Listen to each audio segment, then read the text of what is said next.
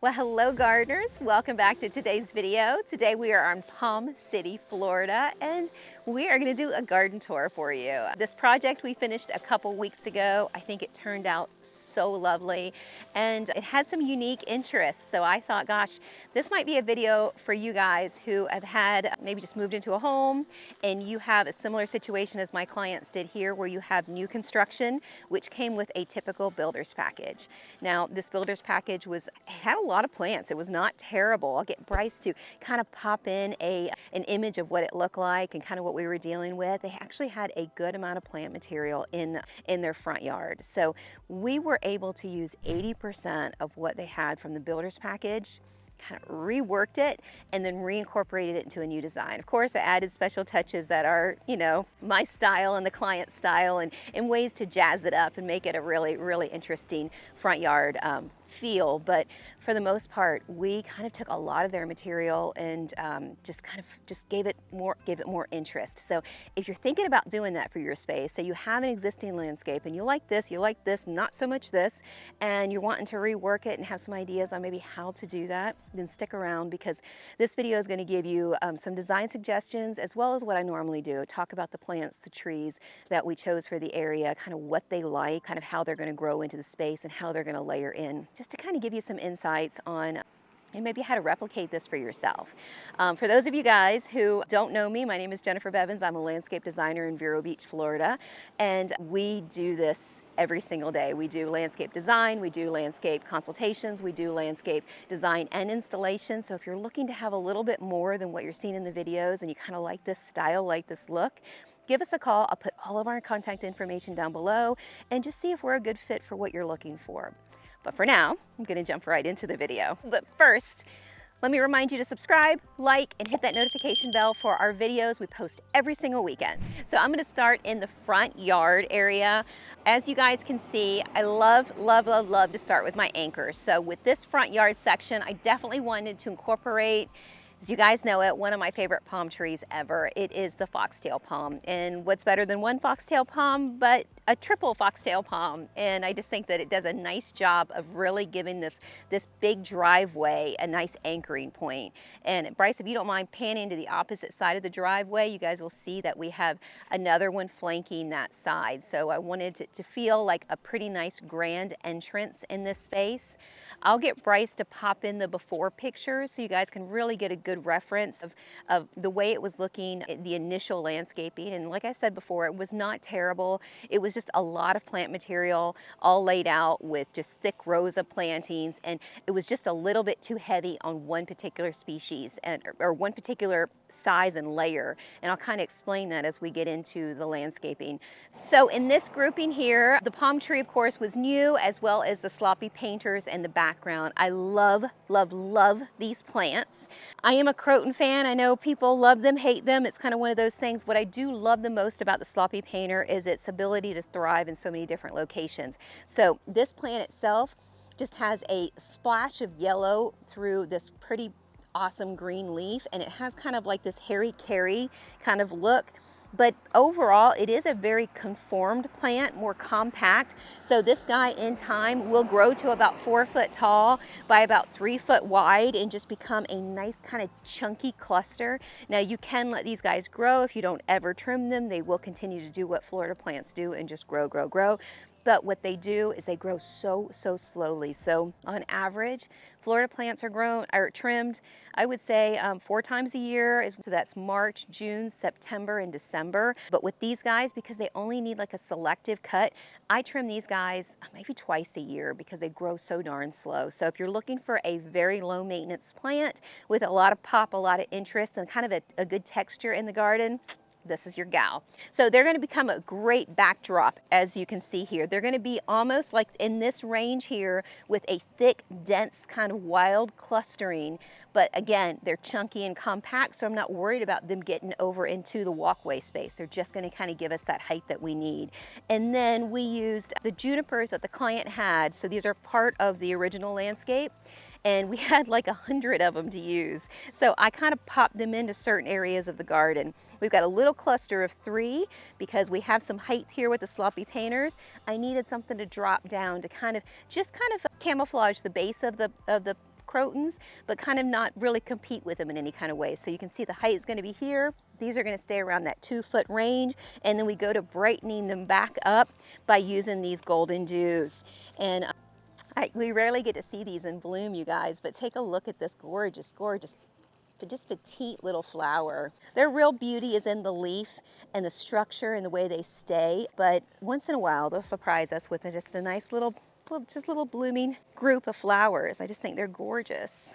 So you'll notice that I kind of did the same thing here, my whole rinse and repeat pattern. So we've got the sloppy painters to the back, we've got a brightness in the middle, and then the two sides, they're not only a different color, but a different texture and leaf, and they're also going to be very compact and low to the ground. So it goes low, medium, low, high, and then your thriller in the middle. So this little bed right here would make an ideal island out in your garden somewhere if you wanted something that was just a little fun and very low maintenance. This is a great combination. Golden dews can handle full sun, they can handle partial light. Gosh, they're just tough all the way around. They're just a fantastic plant. All right, so now we're making our way around this corner. So you can kind of see the pattern here with the lights and the darks. And because this corner is right there, right on the road, right, a big focal point, I didn't want to put anything in here to hide, so that way you could see this little area, which I think has just turned out so great. But I did want something with some impact. So if you need something like that, incorporating a boulder, coquina boulder, a Tennessee boulder, anything that you've got that you can work with, a cap rock, it adds another element in the garden, and this one happened to be a great color for what we were working with, so I love the brightness of it. So, well, besides the dot of green that I need to sand off, but we match. So this boulder here, when you're placing your boulders, what we normally do, instead of laying them kind of perfectly flat like you would see them, we do usually kind of tilt them up and pack dirt from behind them really, really nice and tight. And that gives that kind of, you get to see the whole face of the boulder from such a distance. So it doesn't take much effort to do that, and it really, to me, it looks really good. And it allows me to plant to the back side of it. Sometimes I'll put something crazy and with a lot of fronds, or something that kind of just encroaches around it. In this particular case, I wanted to keep it super clean because that's my client's style. And so what we have is we have kind of a halo of the golden dews as the backdrop. And then right in the little nooks, the perfect little areas where the boulder kind of happens to curve a little bit here, it curve a little bit here, and gives us a little bit of impact. I've got 3 little rubies, and these little rubies are just going to do a great job of coming up into this height here, into that height there, and really kind of giving it a deeper, darker color contrast to the boulder itself. So we'll go from bright of the boulder to dark to the halo of golden dews, and that's just going to come together so well. I cannot wait 6 months for that to really kind of come to fruition. Right by a walkway, I have a tendency to want to keep it real clean, and that's just to kind of avoid, things hitting people as they walk up to their walkway. And this particular walkway was so long that I wanted to make sure that things like the golden dews and this and the stonework and all of that was just really tidy along that walkway to kind of, to kind of soften it, but also to not make it look like it's kind of a hazard getting into it. There's many times I walk into people's houses and I'm like this between the plants.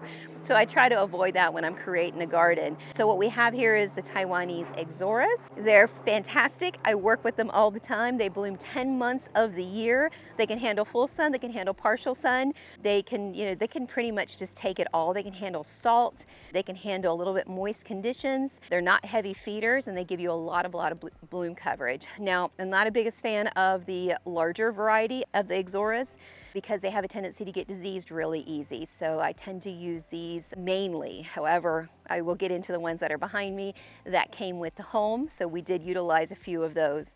But right here we have a nice tidy little grouping. These are only going to get about a foot taller than the golden dews. So you can kind of see the pattern as we're working, where we go with the green junipers that are kind of nice and tidy and small, the golden dews that get about a foot taller than those, the ruby reds that are going to kind of become bushy to the front, and then these guys that are going to get just a tad bit taller. So it's a lot of up and down as things grow in, and that's the growth pattern of these plants. So when they trim in those months that we talk about trimming, if you trim in those in that same kind of time frame, you're always going to have this natural level that you're just maintaining. And so it just makes it so much easier maintenance when you pair the right plant for the right place. So as I mentioned before, I don't use the regular Ixoras as much. These are a different variety of dwarf Ixoras. They're not my common plant to go to. However, they were nice, they were here, and I didn't want to waste them. So we ended up incorporating them. And one of the things that I do like about the location that I chose for these guys is because we have a walkway path, which I'll get into in a second, behind me. And I needed a little bit of coverage just from the sidewalk, just from the road. I wanted kind of a front landscape and then a back landscape. And again, I'll get into that in a minute, why we had to do that. But these bloom a yellow flower. Now, these are called Maui Dwarf Yellow Ixoras, and I can't say that I mean, I love them, they look great. They just don't bloom nearly as much as the dwarf Taiwanese Ixora. So I tend to lean more towards those when I have to pick a particular plant. They do bloom, it's kind of an off yellow kind of colorings, but what's really cool is they do kind of are easy to keep, more of a compact kind of leaf. I think they're going to do really well in this particular location because my clients kind of they like that tropical feel, but they also like clean lines. So these are going to flow right into that kind of vibe. So they're going to be great. So now we're on the inside of the bed, and you guys know I cannot say enough about my antilus. I love antilus. I would put them everywhere if my clients would let me. I love this collection behind me. Now these, sometimes they get confused with Hawaiian ties, but antilus can handle full sun. They like filtered light too, so you can put them, and they even like in the shade. So they're kind of like a all-purpose kind of quarter line. But what they do is they really open up and widen out a little bit. So they get more of that lily fashion versus that too much of that tall look. Now they won't get super wide and outgrow a space, so just like almost perfect. So when you plant them in a clustering like you see here, and they're gonna really kind of chunk out, so they'll touch each other as they grow in and become like a half circle of a really gorgeous leafy bright colored wall that helped disguise some of this kind of trunk line here. I love that we had this tree, we inherited this tree as part of the original landscape, but there's nothing to the trunk but a beam. So we're dressing her up. So this is a dress up session to this Alexander. Those will engulf the rear side of it and come all the way to about here as they fold forward. So almost like a beautiful pink screen back there of color. And then we topped it off with 2 ice tone crotons. I mentioned I'm a croton person. I love the way they look, but if you guys like crotons but are not a fan of some of the orangey tones, because I would say 90% of the crotons either are yellow or have that orangey kind of yellow reddish kind of coloring, these have more of a pink or mauve and dark tones, almost like black edging on some leaves. So I love them. Now the negative to these guys is they're kind of like in the sloppy painter family, where if you're going to put them in full sun, they're going to need a little bit of frond protection. These get partial sun and are handling it really, really well. So you can really use them in so many different areas, but you kind of see how nice and chunky and fat they are. So they're very easy to keep in that kind of fashion, that kind of big, chunky, rounded fashion. So I try to buy these guys in 10-gallon size. So you can buy them in 10 or 15-gallon. I do stay away from the 3-gallon size unless my budget just doesn't allow, because when they're like this, they're so easy to keep this way. Trying to get them this way in your garden, nipping and clipping and trying to let them, flush out, can take more of an experienced eye, I would say. So I let the nurseries do the work for me on this. I might just use 2 or 3 of them in the garden versus using 10 or 12 like I would in a 3-gallon size. Is the price about the same? Yeah, but you get a really nice formed plant groupings. Down below we have the golden dews yet again, because they pull out this bright coloring, and to me we have a lot of darkness here with a little bit of highlight variation color, and then we've kind of given that final touch of bright coloring of the golden dews. So if you guys, just like we were looking at that front island, if this is a look that you like, it doesn't need to be in a little courtyard area or right in the front entrance. This kind of look, you can kind of take it and recreate it in a pocket area of your yard, maybe a cool little outside island, or right outside your bedroom window, outside of a window. If you want to kind of have this kind of variation of color, this is your look. This is an easy way to do it. Now I would say, try not to do it with all the same size or same container sized plants, because it can be the way the growth habits happen, they can grow into each other too much and it can be a little congested. So if you can and works with your budget, try to get these guys in 15-gallon size so they already have enough upright kind of look. Try to get these guys in 7, 10, or 15-gallon size, and that's about as small as you want to go with 7-gallon on these guys. And then these guys can be 3 gallons or 1 gallons because these are your ground cover down below. If you do that ratio, then when you're trimming, it's time to trim 3 months after you're planting them or 4 months. It's so much easier because you can really see all we're doing is maintaining this. Are they going to get thicker and chunkier? Yes, but we're really just maintaining this height is one and done. It's established. So we just want these to connect together, these to get chunkier, and these to get a tad bit bigger as a backdrop, and we're done. There's no guessing work that's going on. So when I get a client who's like, I want low maintenance plants, in Florida, our tropicals, they're not really set up to be low maintenance plants, but if you plant them the right way in a good combination and the right sizes, then gosh, it makes it so much easier long term to work with those plants, to have it almost like a ready-made design for you.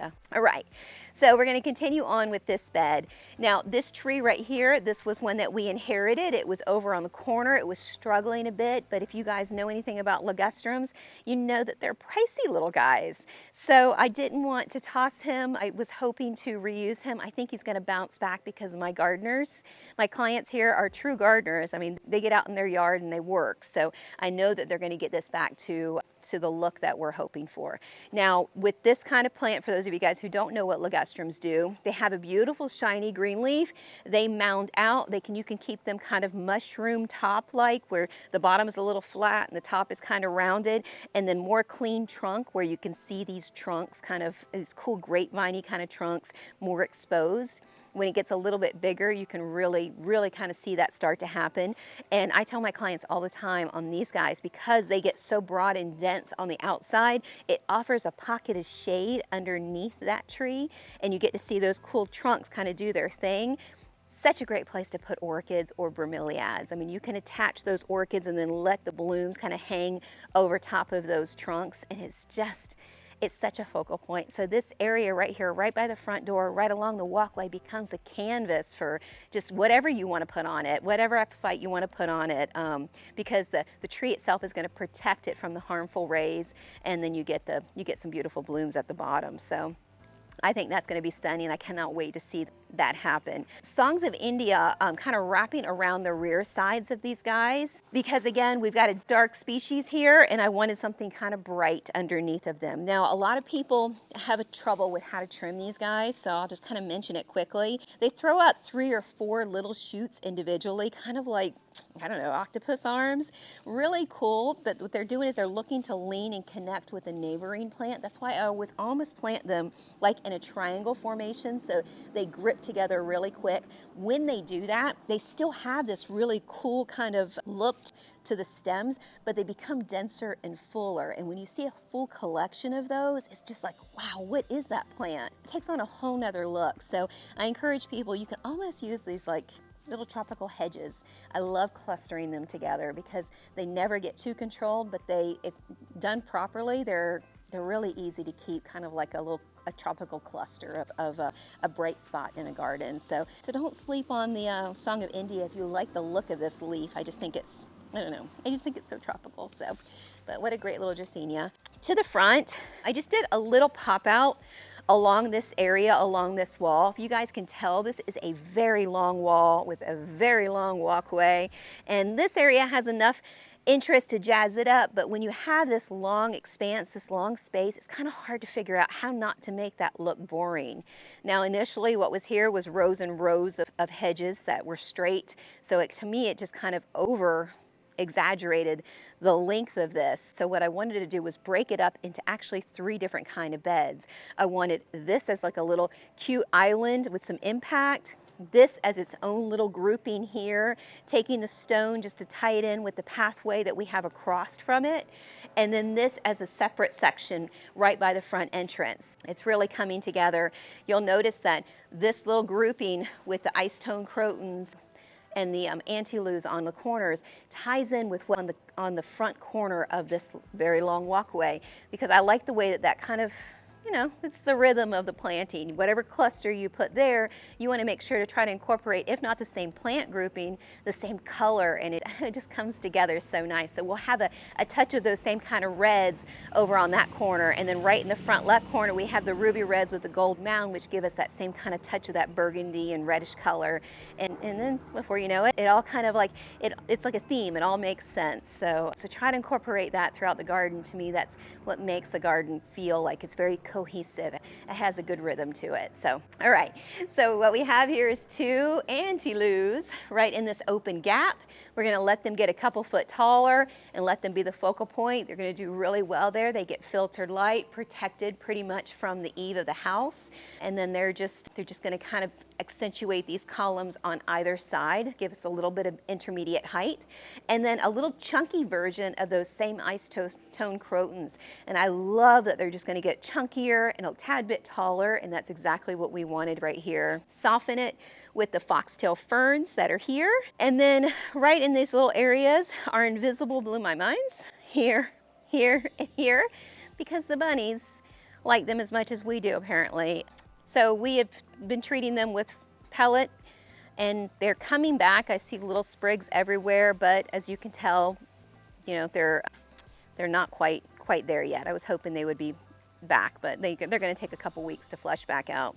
But I do love the idea of the Blew My Minds being in these little corners. They're going to do so fantastic against this gray granite. I just think that those blues pop so well together, and it's also a great contrast from the yellows and the reds of the dwarf ixoras. So it's going to be great. So I'm like pushing for the Blew My Minds to make their way back and keeping the bunnies at bay. We're in Canopy Creek in Palm City in this community, and this yard is huge and fantastic. The backyard is gorgeous, but it's all the way, it's backed around a preserve, and you know, nature and animals, they all live in there, so they make their way into some of the new gardens as a buffet, and that's kind of what's happening here, unfortunately. Well, I don't know how I forgot these guys.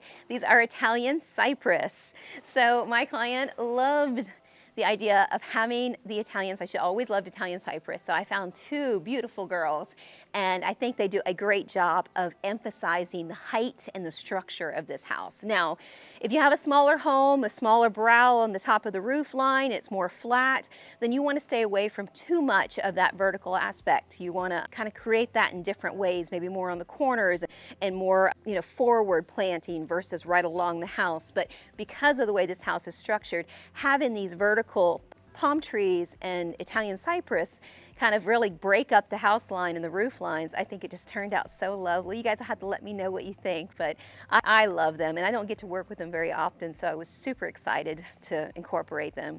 If you guys are looking for a similar kind of look, but maybe Italian cypress aren't really good for your area, check out mass trees. I've used them in the same kind of situation in an entranceway or to highlight a corner of a house, and they're fabulous. They're so fantastic to work with, and they have a really cool kind of texture to the leaf. If you need something like that, but maybe not quite so tall, you can do Japanese blueberry trees. They kind of give you that great 6 to 8 foot height, and then also kind of easy to keep column-like.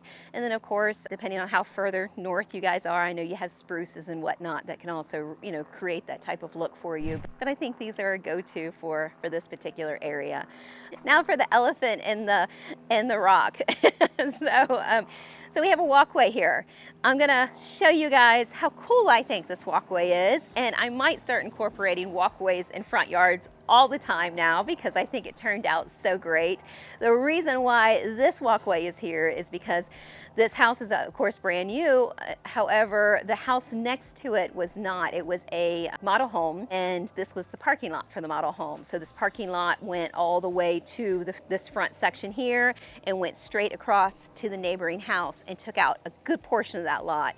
Now, the builders did remove the pavers, but they kept the hard base that was in there that pretty much turned to stone. I mean, it was like concrete underneath there. Literally, we were like worried about breaking bits from our augers. So not a situation I've ever had before in all of my years of planting, but it was an interesting one because it's almost impossible to take a flat space and completely get rid of that concrete and worrying about drainage and is it going to pocket, is it going to pull here, is it going to be an issue? And so this was a doozy. And you guys who are gardeners, you know all about this. Maybe not pavers or concrete, but you know that every time you start gardening, there is going to be something that you're going to run across that you're going to have to say, okay, didn't plan on this, so how do we make the best of this situation? And that's kind of what happened here. We had to kind of create an area and a reason to not plant in this 12-foot section that goes out this way, and in the little pockets that I could not avoid putting plants in, I did shallow plants, and then I also did water-loving plants. So if it does pocket over time, I don't have to worry about it because these are plants that can obviously survive moist soil. We call them wet feet plants. So that was the best way to work with this space. So we decided to take a crushed granite path. This is lined with aluminum alloy edging. I didn't take a straight path because, again, we had a lot of width that we had to work with. So what I chose to do is start here, which was not concrete. It started somewhere right around this range here is where the concrete started, and worked our way back 50 foot that way. So what I did do was widen the path as big as I could without it looking obscene, and then kind of create curves to create pockets so that way we have gardens on both sides of the walkway to kind of make it interesting. So you can see how it starts and angles this way and then curves tight here where all of this is concrete right here. We left these plants that were here because they were here and they were doing well. They're shallow feeders, so as long as they kind of keep them nice and compact, hopefully they're gonna do just fine. But they were here from the construction, so I'm hoping they're gonna stay put. This little area, I was worried about putting anything heavy here, so we have golden sedum here. It's a very, very shallow runner with roots, so it can live on just a few inches of soil. So I think they're gonna do fabulous right here. These are giant apostle iris, and they bloom a gorgeous purple flower. They love early morning sun to midday sun, but late afternoon sun, they can get a little bit hairy-carry, so they need to be under palm fronds if you're gonna put them out in the sun. But what I do love about these is they kind of hold up like a hand, and then they start to really kind of fan like this versus kind of coming out too much like this. They really can stay nice and upright with just minor trimming. You can kind of see how we've got one that's laying on the ground. So all you would do is you would just come and you would trim this guy as close to the base of the plant here and just remove that stalk, and that's it. That's the trimming they need. So these guys, during your trimming cycle, you might spend 10 minutes on them, just kind of coming through and trimming whatever isn't necessary. But they're gonna cluster together to kind of almost give us like a grassy kind of feel. So I think that's gonna be great to work with their beautiful purple blooms that none of them have for today's video. Sorry guys. Over here, we left a pocket of plant groupings here. We used more Songs of India to really cluster nice and full on the rear side of this double Alexander palm that we did inherit as part of the landscape. So I think it looks really good here. And these Songs of India to the back are going to kind of come in at a nice 4-foot height and really thicken up this space. Then we've got these guys down below that are going to be shorter than that, the dwarf Taiwanese ixoras. And then of course the Maui dwarf ixoras are going to be taller than that on the sides. So we've got dark, dark, light. And then of course, this gorgeous V shape to this. And then of course the walkway kind of pushes out to give us the room for this bed. It gives us a purpose for this bed to be here. And then we used the junipers down below since we had so many of those to work with from the previous landscape. All right, so we finished it off with their ixoras, some little liriopes to kind of match that kind of grassy texture that we have on this side, and then brought in another ligustrum because they're gorgeous.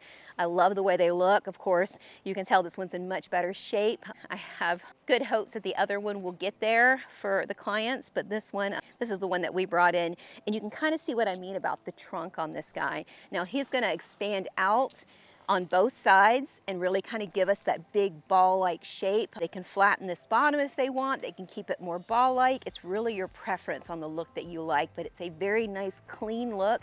It actually works really well with palm trees, and it can stay the height that it is now forever, or you can allow it to get 5 or 6 foot tall as the rest of the landscaping grows, so that way you always have those under tiers. You have your height, you have your understory height to that big height, and then you have your understory height to that, and so on. So this is one of those features that are going to be a staple in the garden and really just kind of be that anchor on this corner and right off the corner of this cool walkway. So I might start doing walkways. I don't know. You guys will have to let me know what you think. These guys are super active. They're out in their yard all the time. It was such a pleasure working with them. I know that they access this area so much. I know that they come through here and go to their backyard, which is, gosh, if you think the front yard's stunning, you'll have to see the backyard. We'll have to do a tour on that when we get time, Bryce. But there, I think being able to cut through this instead of going all the way around the front yard, then making your way to the backyard, I think it's so cool. And then not only that, but they get to, when they do their maintenance, it is so easy to maintain from this side, maintain from this side, and then be able to maintain from the opposite side. So you can bring a little wheelbarrow in here, clip, clip, clip, put it in the wheelbarrow, go around the other side, do the clip, clip, clip, instead of having to walk through 4 or 5 layers of plants to get to the back and trim. So having a little walkway on the inside is not a bad idea. I have done it too, where I've done it right along the house and it's the back of the planting buffer. That looks good too, but I think this is kind of charming with where the walkway is. So again, you guys will have to let me know what you think. So we finished it off with that burgundy color that we have with the anti-luce. So when you're looking at it from the road, I think this does a great job, especially when they get bigger. They're going to be 6 foot tall back here, you guys, and really give us that big, bright kind of dark contrasting color here. They're also going to do a nice job of disguising the walkway itself. So this is almost going to be like the front walkway path, and then you get to see the interior planting as you walk through the garden. But there'll be a nice 6 foot tall, and then to the front we have the sloppy painters, and we'll just jog over there, Bryce, and check those out. So we are now at the front side of that bed that we were just standing behind, that ligustrum, and we have another boulder to complement the boulder that we have on that corner there. We continued it off with the Maui yellow ixoras, then have a touch of the sloppy painter crotons with a little bit of the grassy feel that we have on the opposite side, but the showstoppers are going to be those Louisiana red copperleaf. I mean, those Louisiana red copperleaf, Rojo copperleaf, whatever you call them, they are fabulous to work with. I incorporate them in big clusters. Now, those, without a doubt, you want to stay on your trimming cycle. So those 4 months out of the year that you do your trimming, you want to hit those pretty good and pretty hard. So sometimes I'll come out and I'll take off 2 foot of mine, because what you really want to do is they have a tendency to really want to shoot up fast and get kind of leggy and kind of wonky. But when you take that much off of them, it forces that energy from the bottom to come into the interior and widen them out. So you'll end up with a gorgeous collection of red copperleafs if you just kind of hit those in that month, March, June, September, and December, somewhere, one of those weekends in those months, and hit those, and they will be so gorgeous for you and not crazy and ridiculously out of control, because they can get 10 foot, 12 foot tall if you let them, just like most Florida plants, but you can easily keep them 5 or 6 foot thick and dense and become the burgundy wall that you want them to be by just cutting them off when they're needed during those months. So we finished this area off with some royal palms. So as I mentioned before, this house has some size to it. It has a lot of roof line, a lot of wall space, just overall fantastic with its height. So when you have a house like that, then you can absolutely incorporate big palm trees. So at the very corners, at the very edges, we have royal palms, because they are going to get quite large in this area. So I want them outside the lines of the house, and they're really going to do a great job of giving us some serious anchors on this corner. And you guys can see that a lot of the weight of this house is over on this left side. So we've got the 2-story, we've got the giant garage, it's got a lot of weight of the house over there. So having something with some substance was so important to kind of give us kind of good balance. So that's what this ending point did. We've got these 2 royal palms here, and then we transplanted an existing holly that they had in the garden as a nice little backdrop to kind of give the royal palms a little bit of underplanting, another tier underneath of it. And such a big tree, it's funny that the holly itself, you think it's so huge it'd make a bed by itself, but it becomes a backdrop when you're dealing with royal palms. So it's going to do good at thickening up and become a nice kind of green cone-shaped wall underneath those royals.